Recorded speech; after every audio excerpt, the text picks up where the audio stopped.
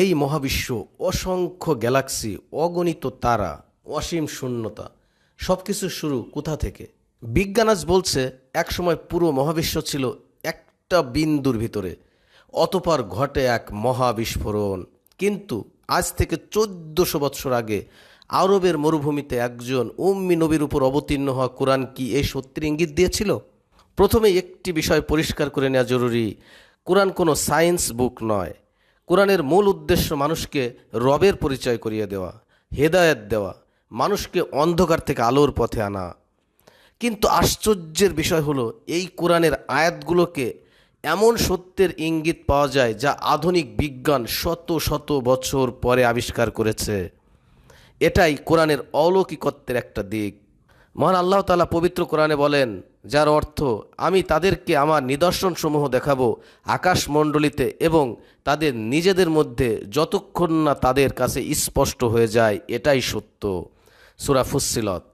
আজ বিজ্ঞানীরা বলেন প্রায় 13.8 বিলিয়ন বছর আগে পুরো মহাবিশ্ব ছিল একটা অত্যন্ত ক্ষুদ্র, ঘন এবং উত্তপ্ত অবস্থায়। এরপর ঘটে ভয়ঙ্কর বিস্ফোরণ এবং সৃষ্টি হয় সময়, স্থান, তারকা, গ্যালাক্সি, এমনকি আমাদের এই পৃথিবী। এটি বিগ ব্যাং থিওরি। কিন্তু এখন শুনুন কোরআনের আয়াত। মহান আল্লাহ তাআলা সূরা আম্বিয়ায় বলেন, যার অর্থ, অবিশ্বাসীরা কি দেখে না যে আসমানসমূহ ও পৃথিবী একত্রিত ছিল, অতঃপর আমি উভয়কে পৃথক করে দিলাম। সূরা আম্বিয়া আয়াত 30। সুবহানাল্লাহ। খেয়াল করুন, মহান আল্লাহ রব্বুল আলামিন বলেছেন আকাশমণ্ডলী ও পৃথিবী একত্রিত ছিল, তারপর আলাদা করা হয়েছে।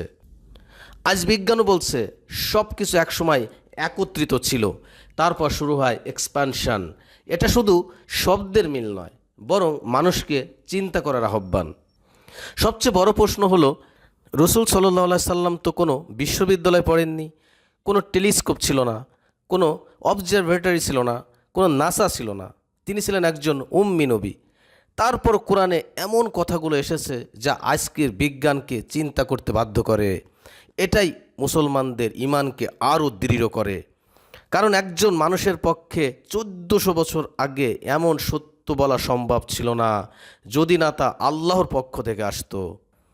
আরও আশ্চর্যের বিষয় হলো, বিজ্ঞান আজ বলছে ইউনিভার্স এখনও এক্সপ্যান্ড করছে এবং কোরআনে মহান আল্লাহ বলেন, আমি আকাশ নির্মাণ করেছি শক্তি দ্বারা এবং নিশ্চয়ই আমি তা সম্প্রসারণকারী। সূরা জারিয়াত আয়াত 47। কি গভীর শব্দ, সম্প্রসারণকারী, যা আজকের মডার্ন কসমোলজির সাথে আশ্চর্যজনকভাবে মিলে যায়। কোরআনের অলৌকিকতা শুধু বিজ্ঞানের মিলেই সীমাবদ্ধ নয়, এর ভাষা, এর প্রভাব, এর ভবিষ্যৎবাণী, এর হেদায়েত সব কিছুই মানুষকে আল্লাহর দিকে ডাকে। কিন্তু কোরআন 1400 বছর পরেও মানুষের হৃদয়কে নাড়িয়ে দেয়। তাই একজন মুমিনের জন্য কোরআন কোনো সাধারণ বই নয়, এটা আল্লাহর কালাম, মানব জাতির জন্য সর্বশেষ বার্তা। আল্লাহ আমাদের সবাইকে কোরআন বুঝে পড়ার তৌফিক দান করুন, আমিন। পেজটি ফলো করে রাখুন পরবর্তী ভিডিও পাওয়ার জন্য।